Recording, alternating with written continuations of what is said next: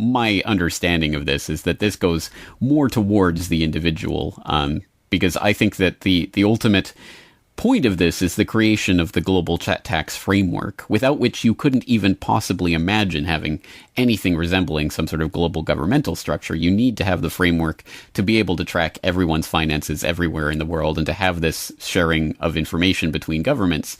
That has to be the real groundwork, the cornerstone of anything that would resemble a global governmental entity. And can you imagine, I mean, from that cornerstone, you can build all sorts of things. I mean, imagine if they bring in some sort of, the United Nations carbon tax or whatever. Again, that sort of thing cannot be built unless you have that cornerstone laid of having the sort of global tax framework. And so I think that's really what this OECD initiative is about. I think that's what the IRS is trying to do with its Foreign Bank Secrecy Act and all of these other legislation that's being passed to basically make everything as transparent as possible to the government. When we talk about the New World Order and global government, it's a subject that a lot of people talk about.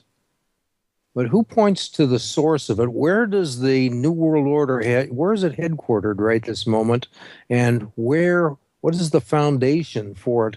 Which nation or nations are really pushing for the New World Order? And where I'm going with this is the United States the central force behind the New World Order?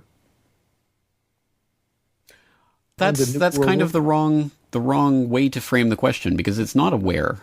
We've been trained to think that the New World Order, the head people, whatever, are in a certain place, in a certain country, and they operate from there in that country's interests or what have you. It isn't about that at the end of the day. It's about certain families. It's about certain bloodlines even, I'm sure at the very top of this, that ultimately I really don't think they care about anyone who isn't part of their little clique, whether they live in the same geographical area or not. So I don't think it is a where is this located, and I wouldn't say the United States is the headquarters of this New World Order. It's certainly been the driving engine for military enforcement of and the creation of this financial infrastructure that will lay the groundwork for the next stage of global government.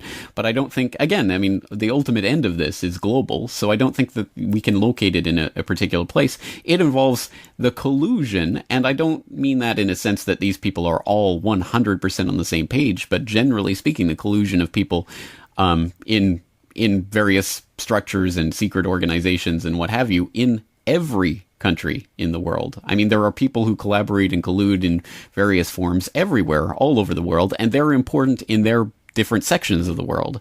So that a Rong Yiren or whoever in China may be some of the most important people in the Chinese oligarchy, and they collaborate with the Kissingers and the Rockefellers in America, and they collaborate with the Rothschilds in Israel, and they collaborate with the various groups and the round tables and what have you in England. And again, I don't think looking at trying to see the one place or the one group that is doing this is the right way of seeing it. I think it has to come about through the collusion of people in all of these different places.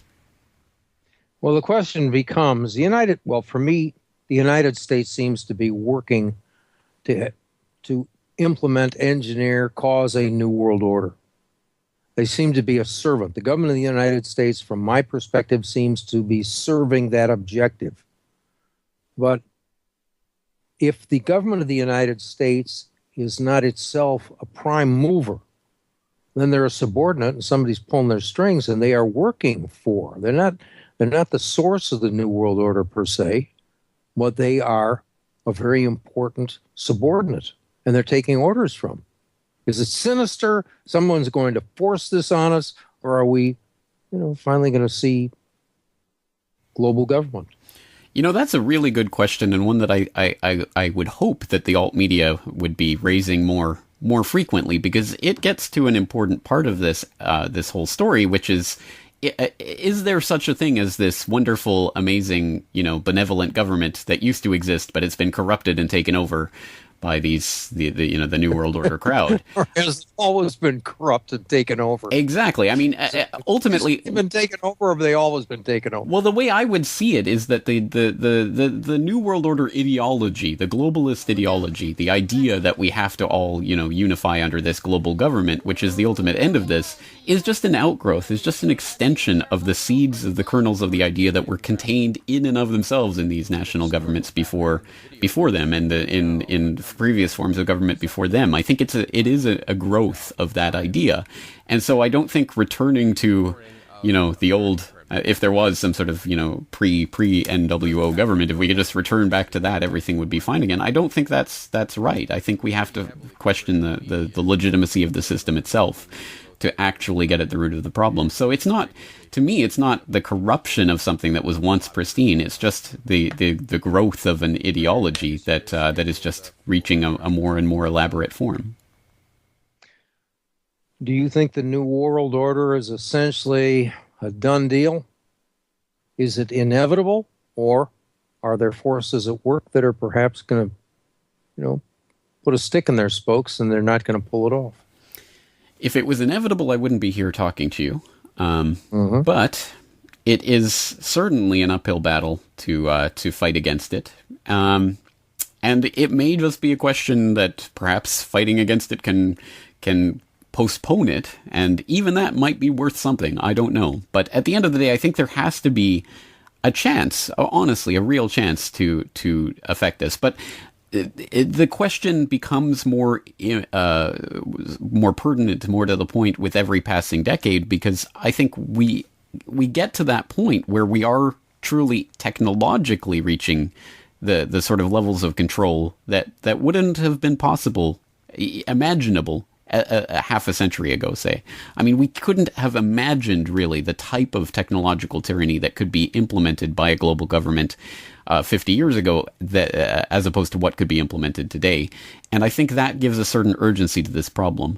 And especially when we start talking about technologies like the transhumanist technologies and things that will start to be the brain chips and what have you, that again sounded like science fiction fantasy half a century ago, but are becoming more and more an imminent reality at this point. I think those types of technologies truly will decide this match. I mean, if you want to look at it as sort of the people versus the small clique who have been in power, who have always been in power. There's always been a small clique over top of the most people, but there's always been this sort of suggestion, well, we could fight them off, we could slough them off here and there, we can win battles. Not only that, there was the suggestion that it wasn't going to happen until the next century or something like that. It's turned out it's happening in our lifetimes. We're out of time, James. I want to thank you again for being on the program. I always look forward to it. And folks, thank you for tuning in. James and I will be back next Thursday, barring the unforeseen. In the meantime, the good Lord bless you, me, Melody, Frank the producer, and James Corbett. Good night.